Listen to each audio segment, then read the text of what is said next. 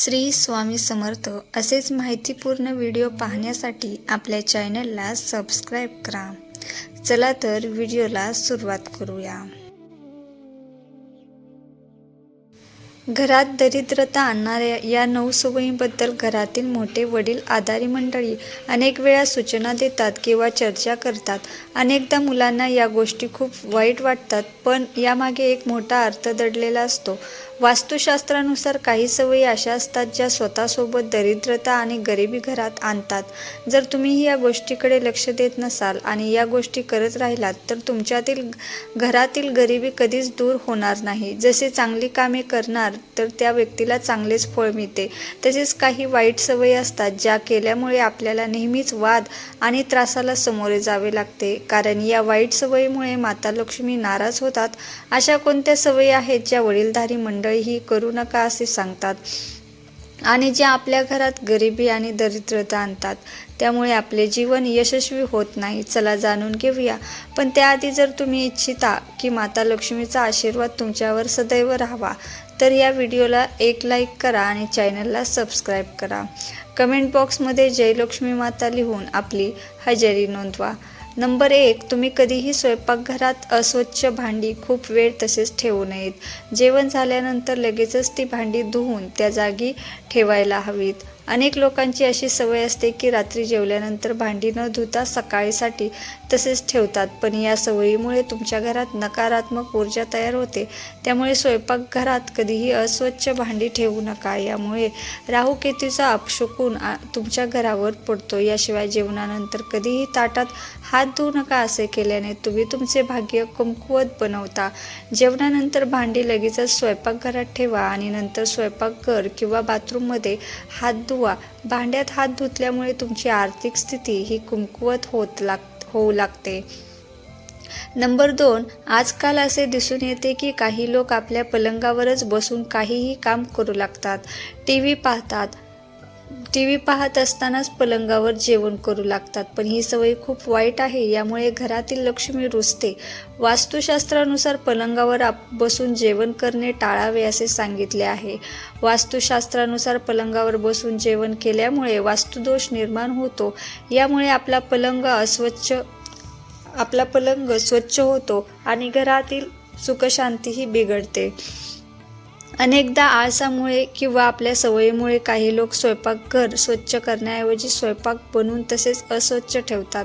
यामुळे स्वयंपाकघरातील अस्वच्छता पूर्ण घरात पसरते आणि अशा घरात कधीही धनसंपत्तीची वाढ होत नाही. नंबर 3, शास्त्र आणि पुराणामध्ये झोपेचं वेळापत्रक निश्चित केलं आहे. सूर्योदयाच्या आधी उठणे आणि रात्रीच्या वेळी झोपणे खूप चांगले सांगितले आहे, पण काही लोक आळसामुळे सूर्योदय आणि सूर्यास्ताच्या वेळी झोपतच राहतात, जे खूप अपशकुनी मानले गेले आहे. असे म्हटले जाते की माता लक्ष्मी त्या व्यक्तीवर नाराज होतात आणि त्या घर सोडून जातात. गोधूली वेळ ही पूजेसाठी उत्तम मानली गेली आहे. यावेळी झोपणे किंवा आडवे होणे अशुभ मानले गेले आहे. याशिवाय ज्या पलंगावर तुम्ही झोपता तिथे कधीही अस्वच्छता ठेवू नका. पलंगावर अस्वच्छता किंवा फाटकी चादर घालू नका. यामुळे नकारात्मक ऊर्जेचा परिणाम तुमच्या नशिबावर होतो. सकाळी उठल्यावर पलंग साफ करा आणि चादर व्यवस्थित लावा. खूप दिवस एकच चादर पलंगावर ठेवू नका.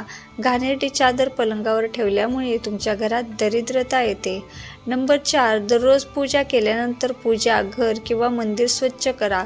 पूजा घर कधीही अस्वच्छ ठेवू नका. असे केल्यामुळे तुमच्या घरात प्रगती होते आणि माता लक्ष्मीची कृपा तुमच्यावर सदैव राहते. जर तुम्ही दररोज पूजा करत नसाल तरीही मंदिरात कधीही धूळ जमा होऊ देऊ नका. असे केल्यामुळे तुमच्या घरात दरिद्रता तयार होते, मानसिक तणाव कायम राहतो. याशिवाय हिंदू धर्मात पूजा, उपवास आणि नियमांना खूप महत्त्व दिले गेले आहे, पण जर तुम्ही पूजा उपवास करत नाही तर त्यामुळे माता लक्ष्मी रोस्ट होतात, ज्यामुळे तुमच्या घरात आर्थिक अडचण निर्माण होऊ शकते आणि गरिबीला सामोरे जावे लागते.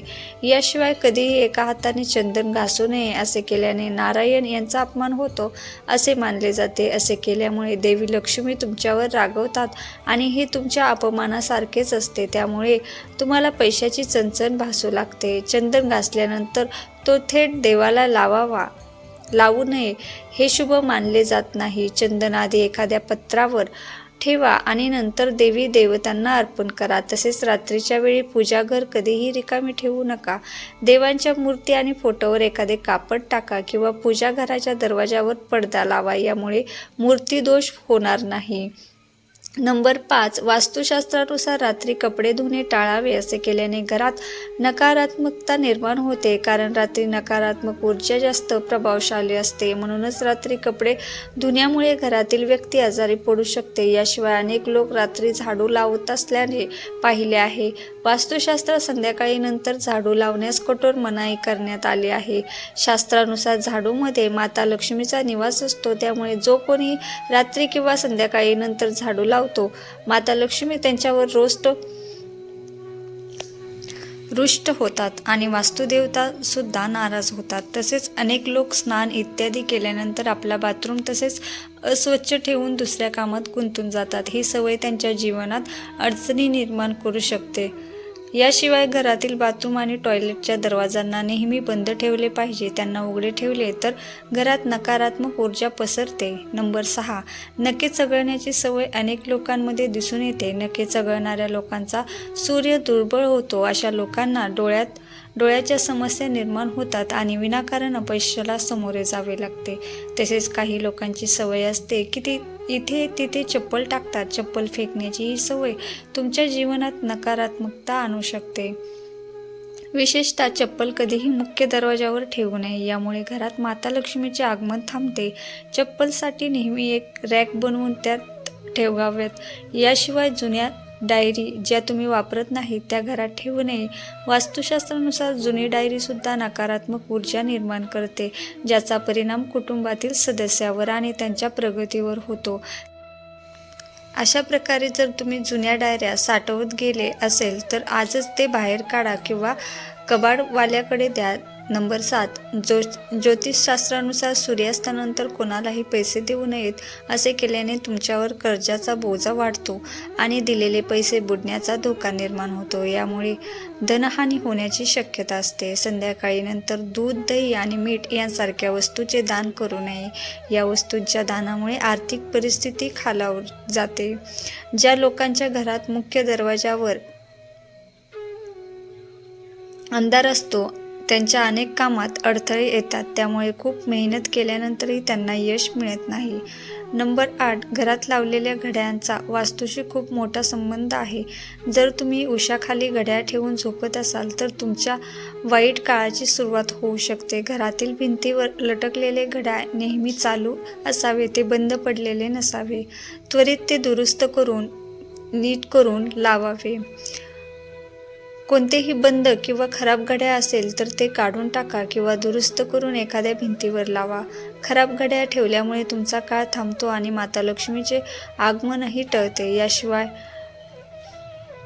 विजेची खराब उपकरणे घरात ठेवणे वास्तुशास्त्रानुसार अशुभ मानले जाते. त्यामुळे खराब उपकरणे दुरुस्त करून घ्या किंवा घराबाहेर काढा.